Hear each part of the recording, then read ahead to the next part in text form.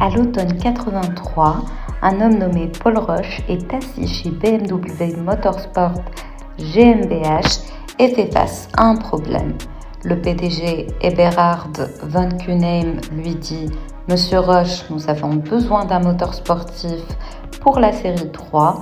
Ce que Kuenheim ignore, à Stuttgart, Mercedes vient de présenter la 190e 2.316, un petit Benz avec culasse Cosworth, 185 chevaux et un message clair à la concurrence. Roche, qui venait de développer le 4 cylindres turbo pour la Formule 1 et qui mènera BMW au championnat du monde 83, réfléchit, puis il a une idée. Il prend le bloc moteur éprouvé du M10, ce 4 cylindres utilisé depuis les années 60 dans presque toutes les BMW, et lui adjoint une culasse raccourcie du 6 cylindres M88 du BMW M1. 4 soupapes par cylindre, 2 arbres à cam en tête, ce qui devait être une solution de fortune devient le S14, l'un des moteurs 4 cylindres les plus légendaires de l'histoire de l'automobile. Mais un bon moteur ne suffit pas à faire une voiture de course. En 85, BMW présente à l'IAA de Francfort un coupé compact avec aile élargie, une custode plus basse et un discret aileron arrière. Son nom M3, objectif homologation pour le tout nouveau championnat du monde des voitures de Turismo. La règle FIA est claire, au moins 5000 exemplaires de route doivent être construits. Le service commercial est sceptique. Un 4 cylindres de 200 chevaux pour plus de 60 000 marks. Le 325i est déjà disponible avec un 6 cylindres souple pour beaucoup moins cher. Et qui voudrait d'une série 3 survitaminée quand il y a la 5 ou la 7? Techniquement, le M3 est une véritable boîte à surprise. La carrosserie est entièrement retravaillée pour l'aérodynamisme et la rigidité. La custode est élargie et aplatie. La lunette arrière est plus inclinée. Le capot du coffre est en plastique avec des spoilers avant et arrière larges. Le coefficient de traînée passe de 0,38 à 0,33. Le poids est de seulement 1200 kg, 100 kg de moins qu'une 325i classique. Le moteur S14 est un prodige de haut régime, 195 chevaux pour 2,3 litres, sans turbo ni compresseur. 6750 tours par minute pour les 4 pistons, la transmission boîte jet drag à 5 rapports avec commande type course, première en bas à gauche. Sur route, le M3 atteint 235 km/h sur circuit avec 300 chevaux et 8200 tours. C'est une arme. Le lancement commercial en 86 est un succès inattendu. La demande dépasse largement les 5000 unités prévues. Au final, 17 970 exemplaires sont produits. Plus de 3 fois le plan initial, prix 61 500 marks, puis 77 720 marks.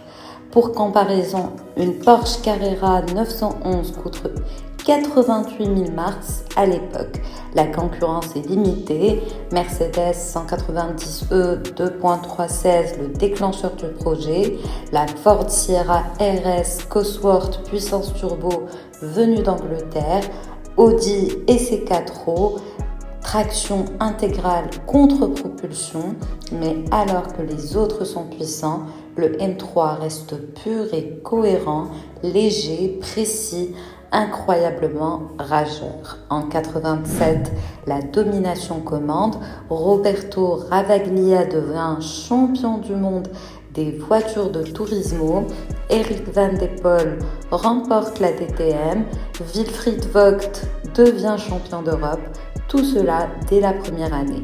2 titres DTM, un titre mondial, 2 titres européens, plus de 60 championnats nationaux, 1500 victoires en course et rallye, 4 victoires consécutives en 24 heures au Nürburgring.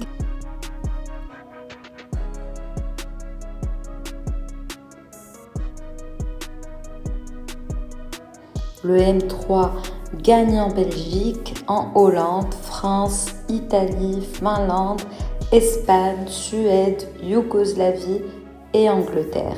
Mercedes réagit désespérément avec le 2.5 16, puis l'Evo 1, BMW répond, évolution 2, sport évolution, 220 chevaux, 238 chevaux, toujours un pas devant, ce n'est qu'en 92 que Klaus Ludwig avec la Mercedes 190e 2.5 16 Evo 2 remporte à nouveau la DTM, mais le M3 E30 a déjà marqué l'histoire.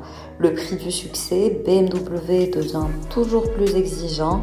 L'évolution 2 coûte en 1989 plus de 88 000 marks, limité à 500 unités.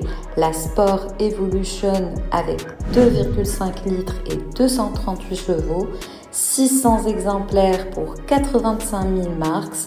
Aujourd'hui, ces modèles spéciaux se vendent à 6 chiffres. Même les M3 classiques voient leur valeur grimper. En 2018, un exemplaire dépasse pour la première fois les 100 000 $. En 2020, 250 000 $ pour un quasi neuf. Aujourd'hui, moyenne 80 000 à 100 000 € pour des véhicules en bon état, tendance à la hausse. Pourquoi ? Parce que le E30 M3 incarne ce qui manque aujourd'hui. Honnête, pur, transparent, pas de turbolag, pas d'aide électronique, pas d'acoustique artificielle, juste 1200 kg, 195 chevaux et un 4 cylindres qui hurle jusqu'à 6750 tours par minute. La fin arrive en 91, les règlements DTM changent, les coûts explosent, BMW arrête, le E36 M3 devient plus grand, plus lourd avec un 6 cylindres, plus confortable, plus quotidien, mais la magie s'évapore. Que s'est-il vraiment passé avec le M3 E30 ? Il est né comme un mal nécessaire pour courir, mais est devenu la définition de ce qu'une M peut être. Pas la plus rapide, pas la plus luxueuse, mais la plus sincère. Aujourd'hui, chaque sortie est un voyage dans le temps. Retour aux années 80, quand 200 chevaux dans un 4 cylindres était une sensation, quand les voitures étaient des outils, pas des ordinateurs, quand le pilote avait plus de pouvoir que l'électronique. Le M3 E30 prouve qu'on peut transformer l'obligation en chef-d'œuvre, que 5000 unités prévues peuvent devenir 17 970, qu'un modèle d'homologation peut devenir une légende, et peut-être que la plus grande ironie est là. Ferdinand Piëch voulait montrer que Volkswagen pouvait tout avec le Phaeton et a échoué. BMW voulait juste courir et a créé par accident la référence des sportifs compacts pour 40 ans. Aujourd'hui, le moteur d'une E30 M3 bien entretenu tourne toujours comme au premier jour, jusqu'à la zone rouge.